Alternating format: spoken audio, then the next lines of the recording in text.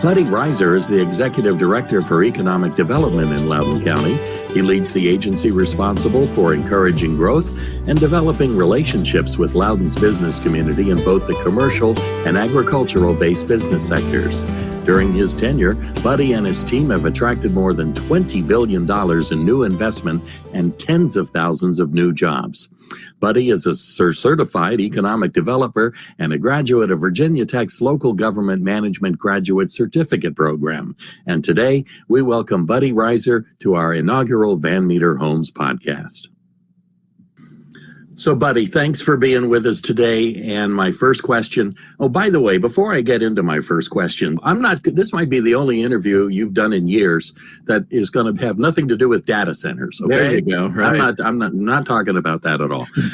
Maintaining a strong Loudoun County economy is a big part of your job. Mm-hmm. And that can be a tough job under the best of circumstances. But now we have anything but the best of circumstances. Still, it seems like counties throughout the country are quite envious of where Loudoun stands. What steps has your office taken and how effective have they been up to now? Well, I think, Ernie, first of all, it's great to see you and very excited to be part of this. So, Ernie, I think your question isn't about data centers, but data centers has to be part of the answer. And the reason is that we get about $300 million a year in local tax revenue from the data centers, projected to be closer to 400 up to maybe $500 million in local tax revenue. And that revenue is not as dependent on other things that are impacting the economy right now. So when you think about the businesses that are really struggling, and most of those are going to be public facing, but then you have the data centers who have actually been thriving during this time because we're all on Zoom, we're all on GoToMeeting or Teams or whatever that is. We're all working from home. Never has the demand been more. So we continue growing on those aspects. But I do think that we have completely changed our business model as an economic development agency from the day that this all started. Going back to March 16th, we completely changed our business model in Loudoun to work with the businesses, first of all, by providing the latest information that we had. The second thing we did was to really reach out to our existing businesses. Over 3,000 existing businesses we've been able to reach out to give them the value of our advice, to give them the value of the programming that's been going on. Then throughout this, we've tried to address whatever it is we saw coming in as a business need. When we saw that the farmers were not able to get their food out to the customers or to the restaurants, we established the Loudoun Made, Loudoun Grown Marketplace. And what that is an online e-commerce platform for farmers. And that has been incredibly successful. When we heard about the increasing unemployment, and when you look at these numbers, we've seen 17,000 unemployment claims that have been ongoing throughout this time. We've gone from sub 2 unemployment to closer to 10 in a 3-month period, which is crazy. So when we saw that, we started a Loudoun Only Jobs program. When we started thinking about people coming back to work and needing to not only get back into the economy, because this isn't about opening the economy. Everybody talks about when are we going to open the economy. It's not about that. It's about when will the consumers come back, and the consumers won't come back until they have confidence that the businesses are doing the right thing. So we started what we call Loudoun is Ready, loudonisready.com. We've had over 500 of our businesses that have signed up for this. They take a pledge and they say, yes, if you come into our restaurant or you come into our retail establishment, we are following the guidelines so that you will be safe and you will know right off the top that we're doing the things that we're supposed to be doing to keep you healthy. And that has been really well received, and that's a consumer-facing thing. So that plus the $5.7 million we've given away in local grants has, I think, all of that has played into trying to make sure that we're doing everything we can to make sure that the business base continues to grow here in Loudoun County. So my next question was going to be about small businesses and their current situation right now. It appears you've already taken steps to address the problems they're facing. Yeah, and it's been tough. I mean, it's heartbreaking for me to sit here every day and talk to businesses and that have put their life savings into their enterprise and know that they are getting literally zero income for 3 months at a time. So I think that we're going to be better than some communities, but I still think that we needed to take very aggressive steps. And I credit our Board of Supervisors, because I went to them in what has been one of the toughest economic times ever. And I said, we really need to give some money to these businesses. We need to take some of the $1 million that we had set aside to attract new businesses, and we need to give that to the businesses today. And then when we got the $36 million in CARES money, I said, we need to do more. We need to get up to $5 million more and put that into businesses. And it's been great to see we're going to end up being able to support close to 1,000 businesses with this program, and it's going to save some businesses. There's no question about it. But it's a multi-pronged thing, right? I mean, the money we give them can help them for 1 month or 2 months. It's really going to be about getting consumers back into their establishments. I believe I first heard about this one practice coming out of your office, where a Loudoun County citizen might order dinner from a restaurant, go pick it up, and then they would post it on Facebook or social media somewhere just to show support and maybe give a little free advertising, or just to pass it forward and do something for somebody else. Yeah, and we called that program Take Loudoun Home. The idea being that, you might not be able to go into the restaurant, or you might not be able to go into the establishment, but you can go to a winery and pick up a carafe of beer or wine. You can go get a nice meal, and you're supporting the businesses, and you're doing your part for the community to help everybody. So yeah, if you go to takeloudonhome.com, you'll see that there are more than 700 businesses in Loudoun County that have taken advantage of this. And then, they put them out on social media, and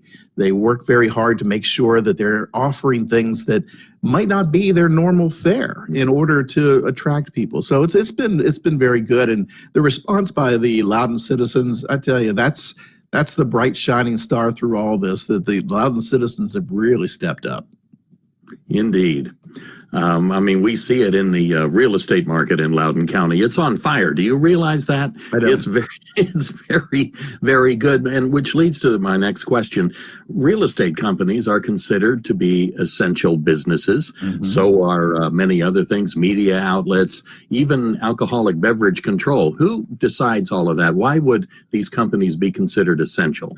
And that was a very interesting discussion that we had when all this started. And the governor got a bunch of us together, and we started talking through all that and trying to decide what were those critical things. And unfortunately, or fortunately, people have to have a place to live, right? I mean, they've got to have the security of a home.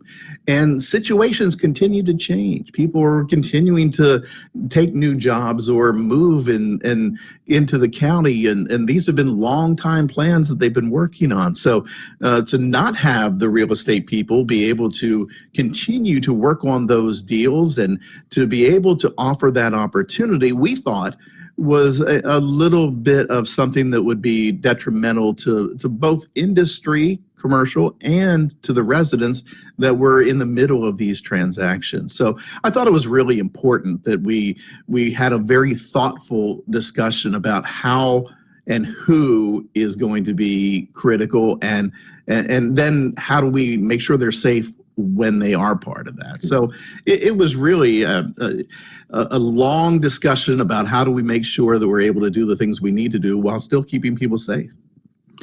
Once the all clear is sounded, hopefully this happens a lot sooner than later, is your office doing anything to prepare, let's say, for a transition back to some form of normalcy?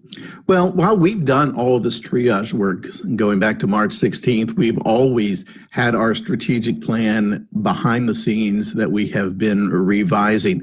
Now it's going to change, right? I mean, we know that there's going to be new opportunities that'll come out of the technologies that have become so prevalent. We think that there are opportunities in telehealth and health IT that maybe were not there before. We think that there are e-commerce and financial technologies that will change as maybe money becomes less important and we look at new ways to be able to spend and buy and consume goods. So we're constantly updating that, but we have a plan that is called Operation Reboot, and we have been working very hard behind the scenes to make sure that we're doing the things. I think, Ernie, the thing that for me that has kept me going through all this is that the underlying principles of our economy in Loudoun County remain very strong. You've got that terrific commercial base, and in the time that I've been here, and you remember when I took this job, you and I were, I think, in Orlando when I decided to take this job, or something like that at a Van Meter convention. That was 13 years ago. When I came here, the commercial tax base was only 19% of the overall tax base. That meant that 81% was on the backs of the homeowners. Since then, we've been able to take that to close to 40%. So that has given us a great commercial tax base, and so much of it is that something that we know we're going to be able to count on going into the future. And it has put less pressure on the taxpayers of Loudoun County. Their taxes have been able to go down 21% over the last decade, which is tremendous, especially with the values that, you still might be paying more taxes because the values have gone up so much, but that is equity, right? That's what you hope for. You hope you get more value in your properties. So yeah, I think that the underlying principles are so good in Loudoun County that we do have a really good chance to get back. I think it's going to be a long, slow build. I mean, from 2008, it took us 3, 4, 5 years to get back to a sense of normalcy. I don't know we'll get to a full normalcy until there's a vaccine here, but I do think that we will gradually be able to kind of work into a new normal, as a lot of people are saying, that gives us the opportunity to continue to build what we've started. You've made reference to a strong financial foundation, economic foundation that Loudoun County has. I'm going to, with one last question, bring that up right now. What do you expect the impact of the arrival of Metro in Loudoun County? How's that going to affect our world? I talk in the terms of game changers, right? Like for Loudoun County, the first game changer was Dulles Airport. And then the second was the boom of the internet when AOL came here and they brought all that technology with them. And I think the third is going to be the Metro. I actively work every single day on companies that are very interested in coming to Loudoun County for all the reasons we've all come to Loudoun County, right? I mean, the reason why the housing market is so good is because it's a great place to live with great schools and great access and all the things that we all know are going to be in place for the future. But you add on top of that a new urban place type where there's going to be more of a mixed use, and then the access to DC. We announced just earlier today that Comstock is working on a new building. It's going to be the biggest building in Loudoun County, 12 stories at the Loudoun station, what we call the Ashburn station, and that's where my offices are. It's going to be called One Gramercy. I work almost daily on Innovation Station, where the CIT building is. Think about the opportunities that are going to be available for mixed use on Metro, one Metro stop away from an international airport.